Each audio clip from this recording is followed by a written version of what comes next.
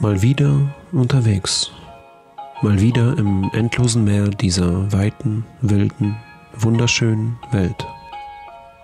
Mal wieder bereit, uns selbst zu verlieren und uns im Spiegel des Fremden neu zu finden.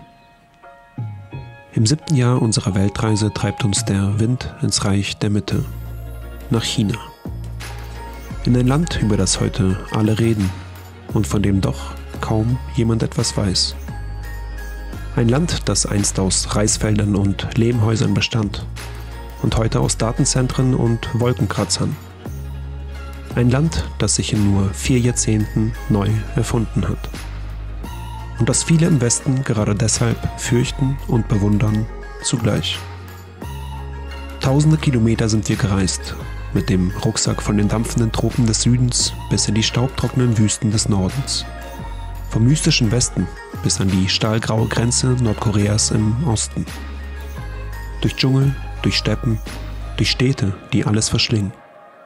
Durch Stille und durch Lärm. Durchs Herz einer Supermacht im Werden.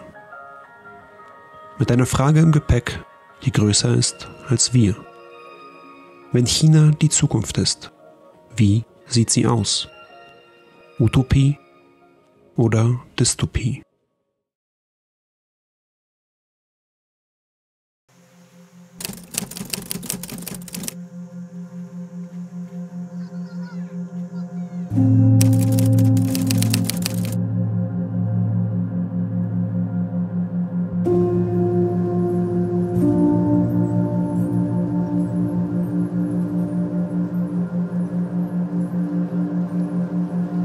Hallo Freunde und hallo aus China. Ja, wir sind, wie man sieht, nicht mehr mit dem Fahrrad unterwegs, sondern mittlerweile mit dem Backpack. Wir wollen in den nächsten Wochen China bereisen. Ja, wir sind vor 2 Tagen gelandet und ich glaube, Eugen und ich haben wirklich den Jetlag unseres Lebens. Wir hatten schon lange nicht mehr so mit einem Jetlag zu kämpfen, dass wir nachts die ganze Zeit wach liegen und erst sehr, sehr spät einschlafen. Und ja, hier in China anzukommen, war auf jeden Fall extrem spannend. Auf jeden Fall zu Beginn sehr reizüberflutend gewesen. Mittlerweile geht's. Aber trotzdem, man ist immer sehr verblüfft und es ist sehr viel, aber ich freue mich auf alles, was kommt. Es gibt Städte, die wachsen wie Bäume. Langsam, ringförmig, Jahr um Jahr ein bisschen mehr. Und es gibt Shenzhen. Ein Ort, der früher aus Holzhütten und Fischernetzen bestand und heute aus Glastürmen und Lithiumchips. Ein Ort, der blinzelte und als Megacity erwachte. Vor 40 Jahren lebten hier kaum 30.000 Menschen. Heute sind es über 17 Millionen. Damals verdienten sie weniger als $1 am Tag. Heute zählen sie zu den reichsten des Landes. Das BIP der Stadt gleicht dem Norwegens. Das BIP pro Kopf dem Südkoreas. Nirgendwo auf der Welt ragen mehr Wolkenkratzer in den Himmel. Nirgendwo gleiten mehr Elektrofahrzeuge über die Straßen. Und nirgendwo in China drängen sich so viele Tech-Giganten auf so engem Raum. DJI, BYD, Huawei. Die Zukunft ist digital und sitzt in Shenzhen, im Silicon Valley des Ostens.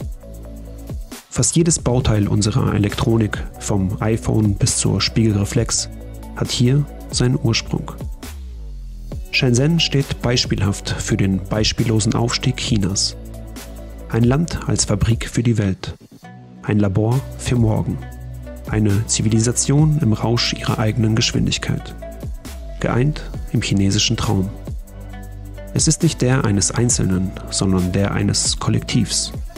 Der Traum einer Nation. Dieser Traum hat in nur einer Generation 500 Millionen Menschen vom Feld in die Stadt katapultiert. Vom Lehmhaus ins Hochhaus. Vom Reisbauern zum Softwareingenieur. Vom Bauernstaat zur Supermacht in 50 Jahren. Was China geleistet hat, ist nicht weniger als der größte und schnellste Armutsrückgang der Menschheitsgeschichte. Und das Wachstum hört nicht auf. Der Zementverbrauch Chinas war in nur 3 Jahren höher als der USA im gesamten 20. Jahrhundert. Alle 5 Tage sprießt ein neuer Wolkenkratzer in den Himmel. Hier wird eine neue Stadt gebaut, bevor in Deutschland ein Bahngleis saniert ist. 45.000 Kilometer Hochgeschwindigkeitsstrecke, 26.000 neue Autobahnmeilen, 30 neue Flughäfen, 25 neue Metrosysteme, Windparks, Solarfelder, Datenzentren. Alles in Rekordzeit, alles in Superlativen. Alles so groß, so weit, so hoch wie nirgendwo sonst. Ist China also auf dem Weg in eine Utopie, von der wir nicht einmal mehr zu träumen wagen?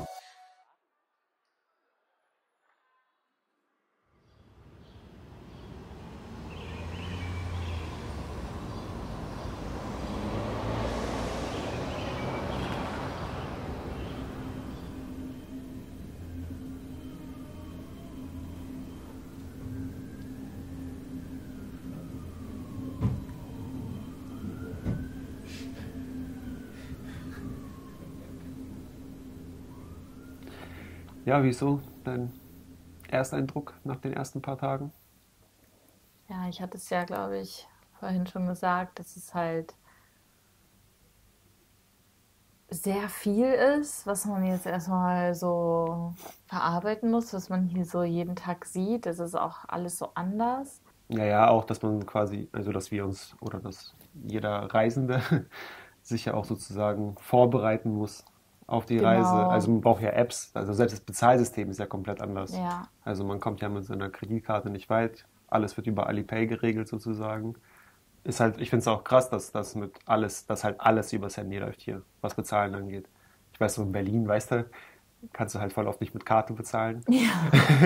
Man ärgert sich Und man darüber. ärgert sich dann darüber. Und ich weiß aber auch, dass in Deutschland viele Menschen ja auch, es gibt ja in Deutschland schon so eine gewisse Skepsis gegenüber Ja. der Abschaffung des Bargelds zum Beispiel. Und hier existiert Bargeld de facto eigentlich nicht mehr. Ja. Also ich finde es einerseits gut, weil es ist halt sehr bequem und auch irgendwie so, ja, gewissermaßen zeitgemäß auch, weißt du, würde ich sagen. Aber andererseits habe ich auch irgendwie so ein, ja, ich weiß nicht, ist halt auch ein bisschen mit so einem mulmigen Gefühl irgendwie verbunden. Wenn alles über dein Handy läuft, dann ist natürlich, bist du halt natürlich auch irgendwie gläsern in dem Sinne, dass die Regierung theoretisch natürlich alles auch einsehen kann, was du so tust. Ne? Ja. So es sind an jeder Ecke auch natürlich Kameras. Ne? Ja. So habe ich das auch in keinem anderen Land erlebt, Nee, so diese Kameras und natürlich auch Polizei, Security-Menschen ja, überall. ja. Weiß nicht, wenn man das jetzt so mit Deutschland jetzt gerade der jetzigen Situation vergleicht. Viele Leute in Deutschland sind ja gerade so, oder es gibt auf jeden Fall Leute, die, ja, bei denen das Sicherheitsempfinden in Deutschland ja nicht mehr das Beste ist, die sich Ja. quasi auch unsicher fühlen und die sich ja auch eine größere Polizeipräsenz zum Beispiel in Deutschland Ja. auch wünschen würden. Ja. Weißt du so? Ja, Muss aber ich es halt ist immer sagen, so ein aber es, mulmiges Gefühl mit Sicherheitspersonal oder Polizei. Ich vergleiche das immer gerne damit, dass wenn ich auf einer Autobahn fahre und dann plötzlich die Polizei hinter mir fährt, dass ich mich gleich irgendwie komisch fühle, dass ich das ja, Gefühl habe, ich mache was falsch, ich muss jetzt richtig fahren und dass ich ja, öfter checke, ob ich alles richtig mache und ja. so. Und ich glaube, ich weiß nicht, hier habe ich halt dasselbe, so wenn ich so viel Personal sehe, dass ich immer Angst habe, dass ich was Falsches mache. Mir geht es auf jeden Fall ähnlich. Also ich fühle mich auch mulmig. So die exekutive Gewalt des Staates ist ja nicht nur dazu da, um Sicherheit zu schaffen, sondern halt auch vor allem, also hier auf jeden Fall auch, um eine gewisse Kontrolle und Überwachung sicherzustellen. Und ich weiß nicht, ob ich darauf jetzt Bock hätte in Deutschland. Also ich weiß nicht, ob ich mich damit wohlfühlen würde. Ja, Ja, aber ansonsten muss man halt auch sagen, es ist sehr, sehr aufgeräumt und modern auch, ne? ja, Also ich glaube, in Deutschland sind so auf den Straßen vielleicht 20% Elektrofahrzeuge oder sogar weniger und überwiegend Verbrennermotoren. Und hier ist halt das Verhältnis umgekehrt. ja, Also ich glaube, 90% fahren hier Elektro.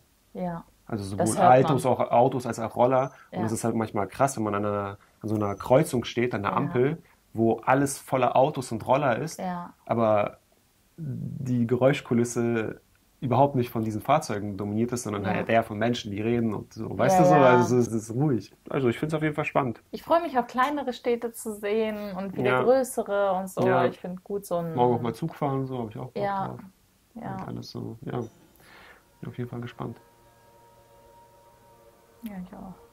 Kaum ein Land wird im Westen so misstrauisch betrachtet wie China. In Umfragen landet das Reich der Mitte regelmäßig ganz oben, wenn nach den unbeliebtesten Ländern der Welt gefragt wird. Made in China gilt bis heute als Synonym für billig, kaputt, wertlos.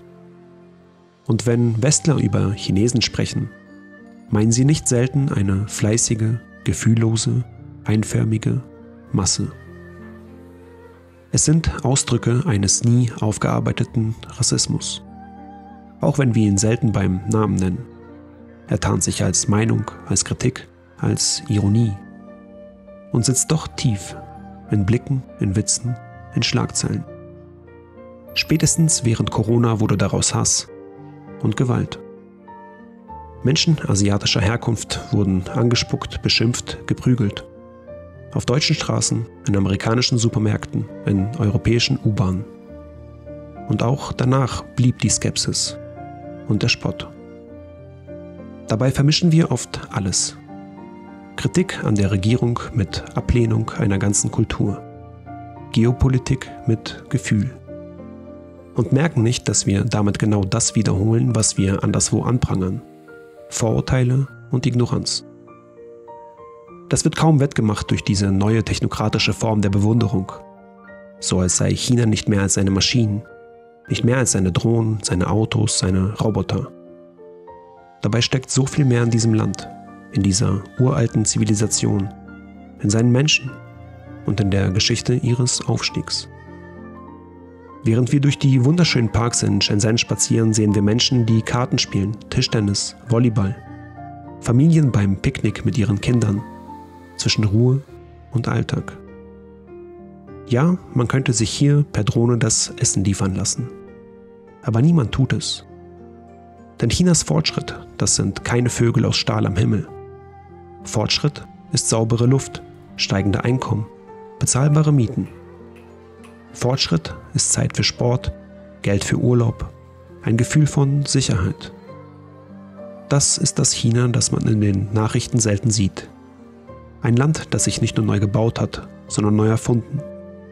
Nicht um dem Westen zu gefallen, sondern sich selbst.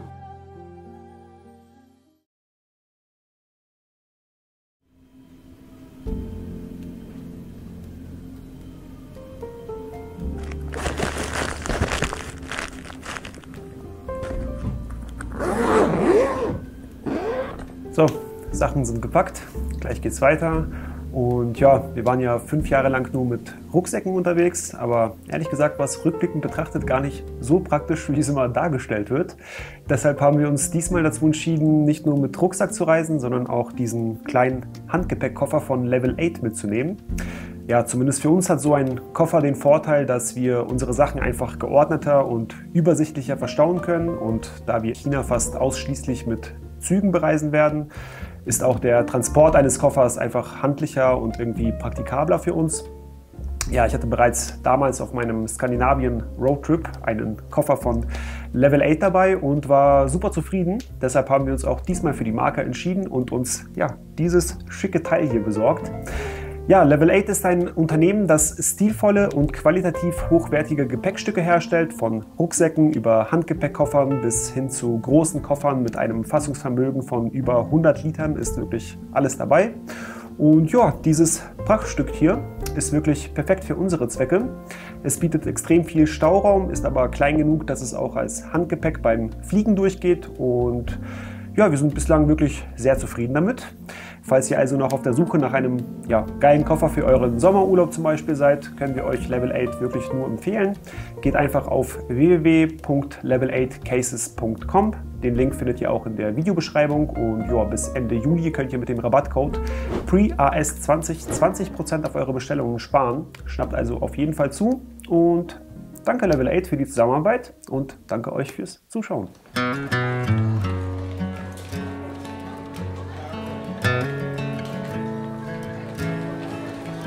U-Bahn-System, Metrosystem in Shenzhen auf jeden Fall übelst chillig. Also wir haben immer so zwischen 20 und 50 Cent pro Person pro Fahrt bezahlt, also unnormal günstig. Und ja, wir sind jetzt hier an der Railway Station, also am Bahnhof, und fahren jetzt so 3 Stunden mit dem Zug zu unserem nächsten Ort.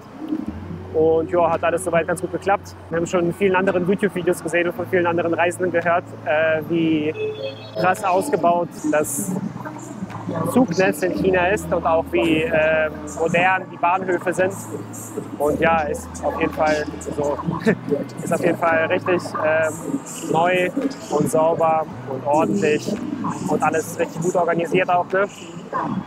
Ja, ist eher so, hat mehr so Flughafencharakter irgendwie. Ne? Ja, auf jeden Fall nicht vergleichbar mit deutschen Bahnhöfen. Obwohl der Bahnhof in Berlin auch recht gut ist, der Hauptbahnhof. Ja, wir können gleich einchecken sozusagen und dann geht es gleich los.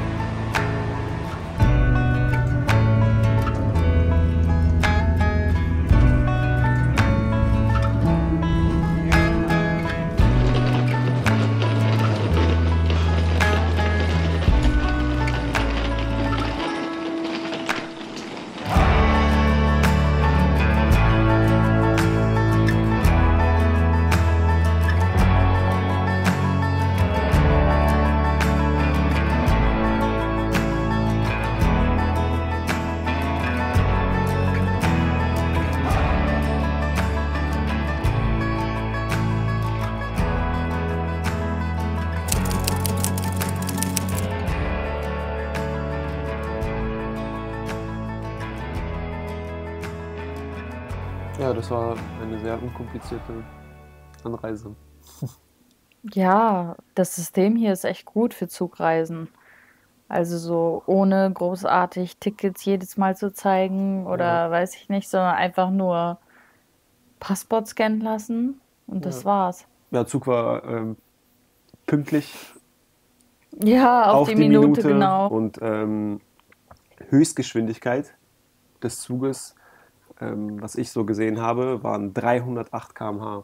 Mhm. Also war auf jeden Fall zügig unterwegs. Ja, ansonsten, die Hochgeschwindigkeitszüge sind auf jeden Fall auch ein bisschen teurer, aber trotzdem nicht vergleichbar mit ICE-Preisen auch in Deutschland. Also ich glaube, wir haben für diese 3-stündige Zugfahrt ungefähr so 25 € pro Person bezahlt. Und jetzt sind wir hier in diesem wunderschönen Zimmer. Mhm. Und das kostet uns 23 € die Nacht. Das ist schon echt krass, wie günstig China ist. Ja. Auf jeden Fall gut für uns. Aber ich glaube auch gut vor allem für die Chinesen selbst. Ja, hier sind ja auch sehr viele chinesische Touristen, ne? Ja. Ist ja schön, wenn man erschwingliche Preise hat in seinem eigenen Land, dass man da dann halt auch Urlaub machen kann, ne? Ja, ja, und Urlaub, aber halt auch Leben einfach, ne? Ja.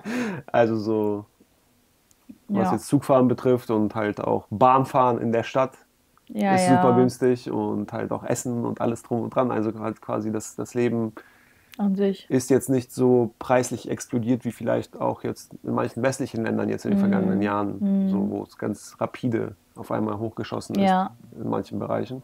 Ja. Und ja, hier ist es halt stabil geblieben. Yangshu, ein kleiner Ort eingebettet in ein Meer aus Karstbergen. So surreal, als hätte jemand ein chinesisches Tuschegemälde in die Wirklichkeit geworfen. Hier ticken die Uhren langsamer als in den Megacities. Und doch hat sich das Leben auch hier verändert. Der Aufstieg Chinas, er ist auch auf dem Land spürbar. Die Dörfer sind keine Armenhäuser mehr, Die Straßen sind asphaltiert, die Kinder lernen Englisch, die Felder tragen mehr als nur Hoffnung. Und der Tourismus boomt. Orte wie Yangshu bieten Zuflucht für gestresste Städter auf der Suche nach Ruhe und Langnasen wie uns. No problem. No problem, yeah. Yeah, okay. Deposit 100. Deposit Okay. 100. Telephone. Okay. Ah ja. Chima. 然后 Okay. 蒙血。 Okay. Okay. So we can go. Yeah. 好，到这个以后又再返回来。 Okay. 这个。桂林银行收款140元。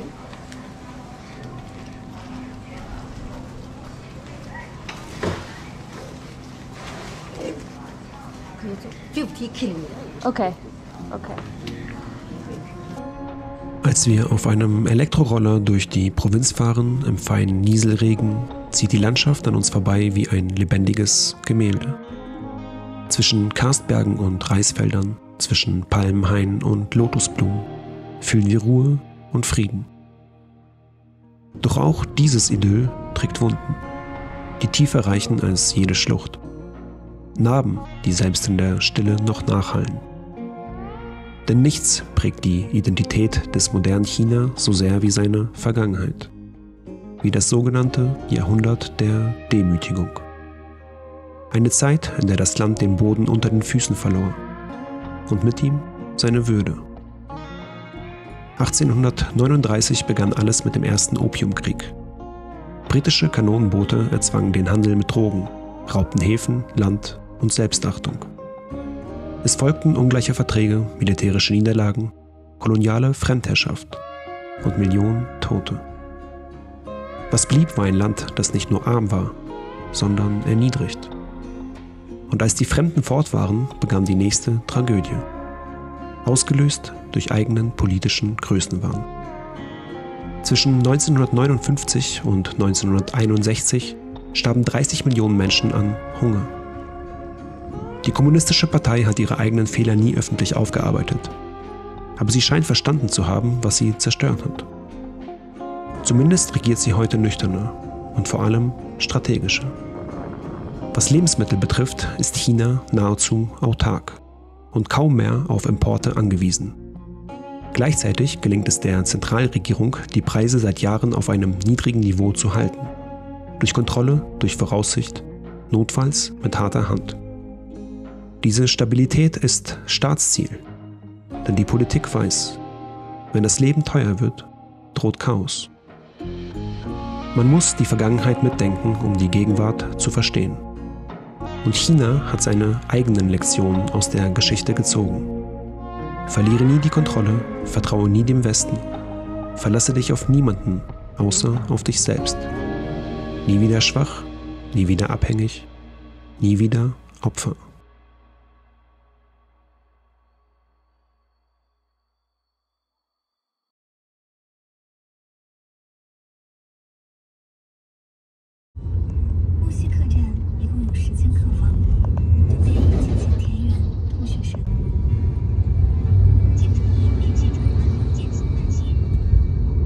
So, wir fahren jetzt nach Jingping.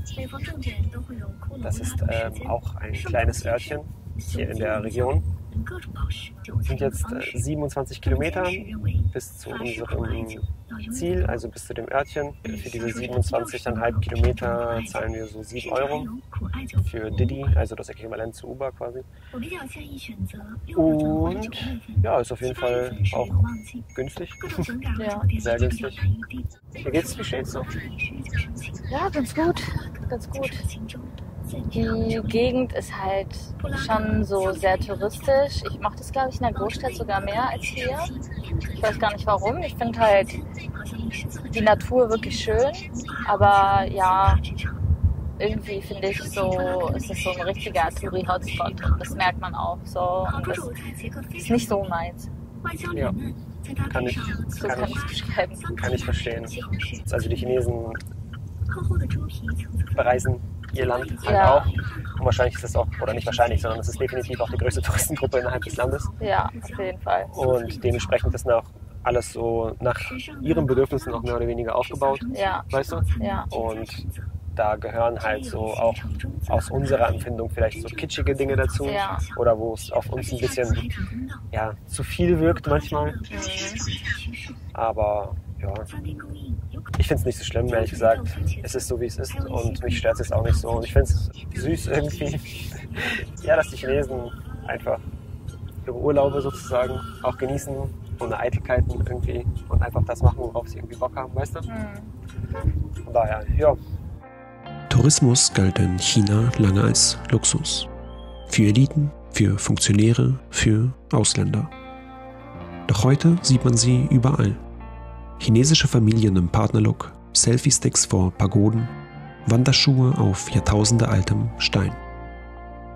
Die Chinesen sind reisefreudig geworden. Im eigenen Land und in der ganzen Welt. Und das ist vielleicht das sichtbarste Zeichen ihres Aufstiegs. Früher galt Urlaub als dekadent, heute als Normalität. 2024 gab es über 6 Milliarden Inlandsreisen und 150 Millionen Chinesen zog es ins Ausland. Mehr als jede andere Nation. Wir im Westen blicken oft herablassend auf chinesische Reisegruppen.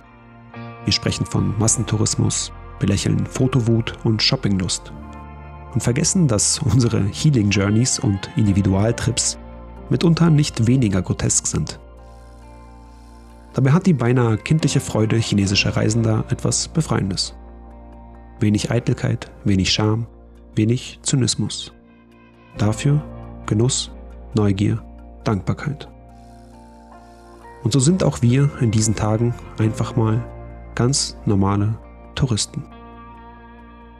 China macht es einem leicht. 30 Tage visafrei für 38 Nationen. Ein offenes Tor, ein gezieltes Signal. Denn China will Gäste. Aus wirtschaftlichen Gründen, aber auch aus politischen. Es geht um Einnahmen und um Image. Schon vor 10 Jahren investierte die Regierung über 10 Milliarden Dollar jährlich in seine globale Außendarstellung. Heute dürften es deutlich mehr sein. Reisejournalisten werden eingeladen, Vlogger hofiert, Influencer durch Hochgeschwindigkeitszüge kutschiert. Und ja, man kann diese gezielte Instrumentalisierung durchaus kritisch sehen. Doch die Parteifunktionäre können noch so viele Broschüren verteilen, noch so sehr um ihr Image kämpfen.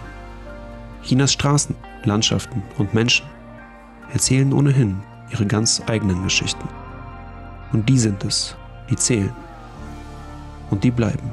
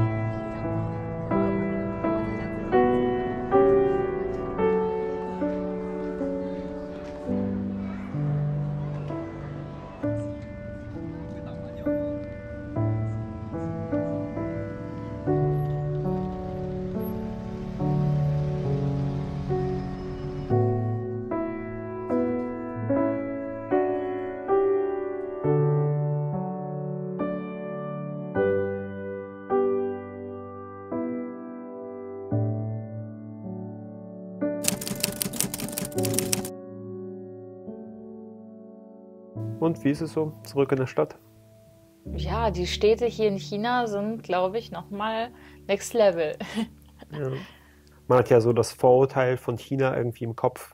Also gerade wenn es um Städte geht, um diese Megacities, ja, von diesen Menschenmassen. Und dass es hier nochmal besonders extrem ist gegenüber anderen Großstädten in der Welt. So, hast du das Gefühl, also schlaucht dich das sozusagen in der Stadt, oder? Nee, überhaupt nicht. Ich finde in Indien hat man diese Menschenmassen teilweise mehr mitbekommen, zum Beispiel in Mumbai oder so, als hier. Hier ist es irgendwie, hier verläuft sich das ganz gut. Also auch beim Bahnfahren oder so. Ja, genau. So, da fällt Genau. einem meistens Ich finde auf, beim Bahnfahren in Mumbai so zum Beispiel, Ja. war das ja schon teilweise so, dass man wirklich so zusammengepfercht war und also ich hatte da teilweise so ein bisschen Panik auch, weil die Leute so reingestürmt kamen und so. Ja. Und hier ist es alles irgendwie so schon gut verteilt. Ja. Also die Taktung der Bahn zum Beispiel, ich weiß nicht, da wo wir jetzt vom Bahnhof hierher gefahren sind. Die Bahn fuhr alle 3 Minuten. Also es fährt einfach permanent irgendwas und dementsprechend sind die Bahnen halt auch nicht so überfüllt. Ja. Und ich finde jetzt auch so auf den Straßen, also jetzt auch der Weg hierher, wir sind ja mitten im Stadtzentrum so, klar ist was los, aber ich finde jetzt nicht irgendwie, es ist nicht unangenehm. Ja, bin mal gespannt auf die Stadt. So Shenzhen ist halt eine Planstadt irgendwo. Also die ist ja wirklich in den letzten 30, 40 Jahren überhaupt erst sozusagen zu der Stadt geworden, die sie heute ist. Und dementsprechend kamen halt voll viele, also ich glaube, der Großteil der Bevölkerung dort sind Zugezogene. Die Stadt hat kaum Geschichte sozusagen, jetzt in dem Sinne als Großstadt. Und ja, Chongqing ist ja schon, sie war nicht immer so groß, wie sie jetzt ist. Aber es ist eine Stadt mit Geschichte und ich glaube, hier wohnen halt viele Menschen oder viele Familien seit Generationen so. Bin mal gespannt, ob sich das so bemerkbar macht. Aber es ist halt auch eine Touri-Stadt geworden, ne? Muss man auch sagen. Durch so, ja, TikTok vor allem, glaube ich. Ja, Cyber City, ne? Cyber City, genau. Hat halt voll den Hype auf Social Media. Ja. Bin ich auf jeden Fall gespannt auf die Stadt. Chongqing ist keine Stadt. Chongqing ist ein Zustand. Ein Fiebertraum aus Neon und Beton. Mit über 32 Millionen Menschen gehört Chongqing zu den bevölkerungsreichsten Metropolen der Welt und ist größer als ganz Österreich. Und doch war sie lange ein Phantom. Ein weißer Fleck auf der Landkarte des Westens. Bis sie plötzlich viral ging.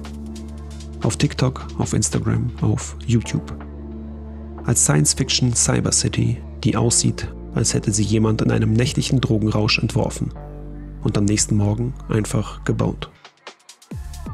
Eingekeilt zwischen 2 mächtigen Flüssen liegt Chongqing auf einem Gebirgsausläufer.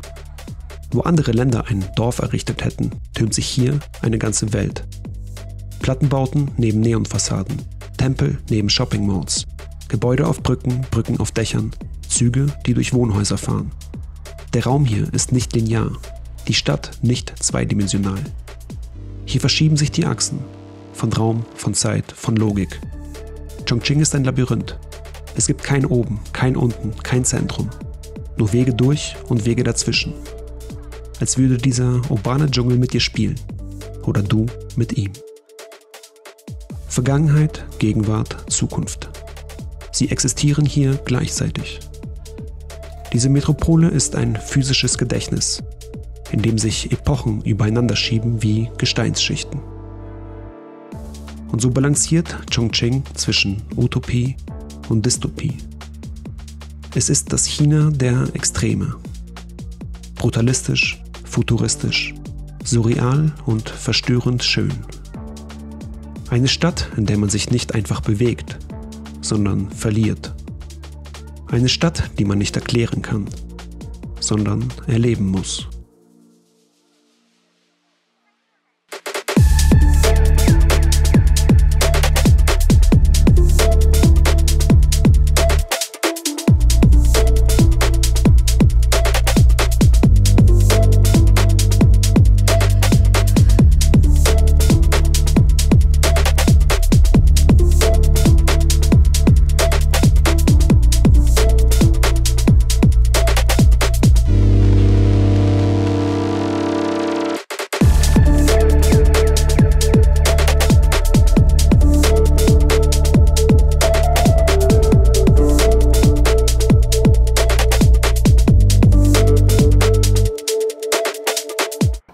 Ich hoffe, man hört mich gut. Hier ist sehr viel los.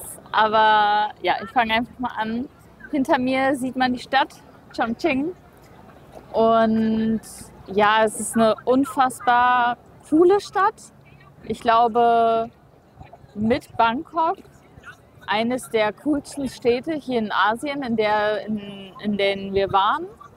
Es gibt so viel zu sehen, die ganze Zeit gefühlt. Man geht durch die Stadt und man weiß gar nicht, wo man hingucken soll, weil alles so spannend und interessant ist. Und gefühlt sieht das hier aus wie New York, hatte ich auch gerade zu Eugen gesagt, aber irgendwie noch krasser und noch heftiger, auch mit den ganzen Lichtern und so. So tagsüber ist es schon krass, hier lang zu gehen, aber nachts, wenn die Stadt erleuchtet ist, ist es noch mal krass. Ja, heftig. Diese Stadt ist einfach so heftig. So dieser Mix zwischen alt und neu ist hier so ineinander verwoben, dass es so die Stadt auch noch interessanter macht, als sie eh schon ist. Ich finde, diese Stadt hat richtigen Charakter. Ich mag den Vibe, weil hier auch sehr viele junge Menschen sind und dieser Mix einfach zwischen alt und neu. Und ich glaube, das Einzige, was ich hier zu beanstanden habe, ist das Wetter. Ich und mein Wetter, ich bin nie zufrieden. Aber es ist unfassbar heiß. Ich glaube, für die Jahreszeit ist es halt einfach unfassbar heiß. Aber sonst habe ich eigentlich nichts zu beanstanden. Ich könnte mir vorstellen, hier wirklich eine Woche zu verbringen und jeden Tag was Neues zu erleben. Ja, was lässt sich noch sagen? Wir laufen noch ein bisschen rum und dann, ich weiß nicht, ob man die Boote hier hinter mir gesehen hat, aber wir steigen mal gleich auf so ein Boot und schauen uns das Ganze mal vom Wasser aus an. Ich glaube, das wird auch ganz cool. An diesem Abend in Chongqing flackert eine Nachricht über die Bildschirme unserer Smartphones. Die USA attackiert den Iran.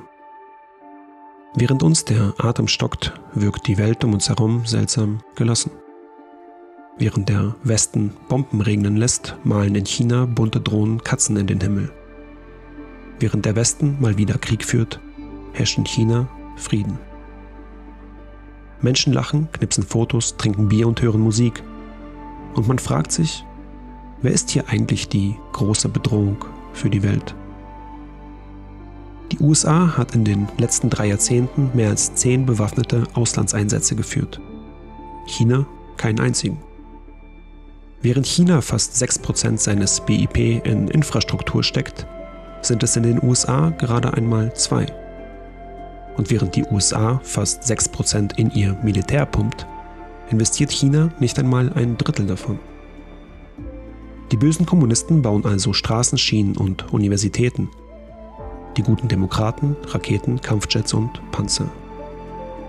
Und wir in Deutschland tun es unserem großen Bruder gleich. Wir haben offenbar kein Geld für bezahlbaren Wohnraum, für die Sanierung unserer Infrastruktur, für dringend benötigte Investitionen in Bildung und Gesundheit. Gleichzeitig rüsten wir auf und verdoppeln unsere Verteidigungsausgaben. Ja, natürlich ist auch China nicht perfekt. Das Land ist keine Demokratie und es hat viele Probleme. Überwachung, Repression, Jugend, Arbeitslosigkeit. Der chinesische Staatskapitalismus schert sich einen Dreck ums Individuum. Und für den Einzelnen hat das mitunter dramatische Folgen. Aber sind wir moralisch wirklich so erhaben, dass wir darüber urteilen sollten? Was sagt es über unsere westlichen Werte aus, wenn wir Elend und Zerstörung in Kauf nehmen, um ihre Fassade zu erhalten? Ich bin froh, nicht in China leben zu müssen. Aber vielleicht hat auch unser System ausgedient. Vielleicht braucht diese Welt einen neuen Weg, eine neue Utopie, eine, in der Sicherheit nicht Überwachung heißt, in der Wohlstand nicht Ausbeutung meint, in der Fortschritt nicht auf Zerstörung basiert. Vielleicht muss dieser Weg erst noch geträumt, gedacht, gezeichnet werden, bevor wir endlich den Mut finden, ihn zu gehen. Ja, die Bootsfahrt war auf jeden Fall war in Ordnung. Kann man machen, muss man aber nicht. Ja, wir hätten sie uns auch sparen können. Es war eigentlich alles ganz chillig so, aber irgendwie war es auch sehr überfüllt und da war da so ein Gewusel, weil halt jeder seine Fotos und so machen will. Und ja, für so bestimmte Bereiche muss man dann auch extra zahlen. Ja. Und ja, von daher, ja, ist okay. Und ansonsten, ja, Chongqing ist auf jeden Fall eine sehr, sehr beeindruckende Stadt, muss man schon sagen. Ich habe so eine Stadt, glaube ich, echt noch nie so richtig erlebt. So in dem Ausmaß. Nee, gar nicht. Und ja, weiß nicht, ob ich jetzt hier wohnen wollen würde. So. Ja. Aber so als Besucher auf jeden Fall schon sehr beeindruckend. Und Schon Besuch wert auf jeden Fall in Asien. Auf jeden Fall, auf jeden Fall. Wir haben uns noch etwas aufgehoben für unseren letzten Abend in Chongqing. Und zwar wollen wir Hotpot essen gehen, gleich noch. Und es gibt da so eine coole Location hier, in so einem Tunnel, so ein Luftschutzbunker quasi, der halt so tunnelartig irgendwie verläuft, der aus dem Zweiten Weltkrieg stammt. Da wollen wir gleich Hotpot essen gehen, zum ersten Mal in unserem Leben. Und ja, sind mal gespannt. Genau. Ja, wird bestimmt lecker. Ja, das geht's, ne? Ja. Chongqing ist wie China. Ein Mosaik aus Millionen Gesichtern. Manche flackern in Neon, andere sind verborgen im Nebel. Und manche liegen unter der Erde. An diesem Abend steigen wir hinab in einen alten Luftschutzbunker. In einen Tunnel aus Beton. Feucht, eng, mit Narben an seinen Wänden. Hier suchten einst Chinas Eliten Schutz, als japanische Bomben vom Himmel fielen. Heute dampft hier kein Krieg mehr, sondern Brühe. Ein Hotspot für Hotpot.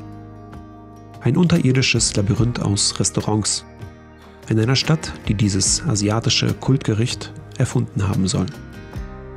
Ein brodelnder Topf in der Mitte des Tisches, in dem sich alles vermischt. Fleisch, Gemüse, Geschichten. Und so tauchen auch wir unsere Stäbchen hinein. Lachen über unsere Unbeholfenheit, mit ihnen zu essen. Schwitzen vor Schärfe, die uns durchdringt wie Lava. Und während über uns die Stadt pulsiert, feiern hier unten Fremde wie Freunde ein Mahl. Irgendwie ist genau das typisch chinesisch.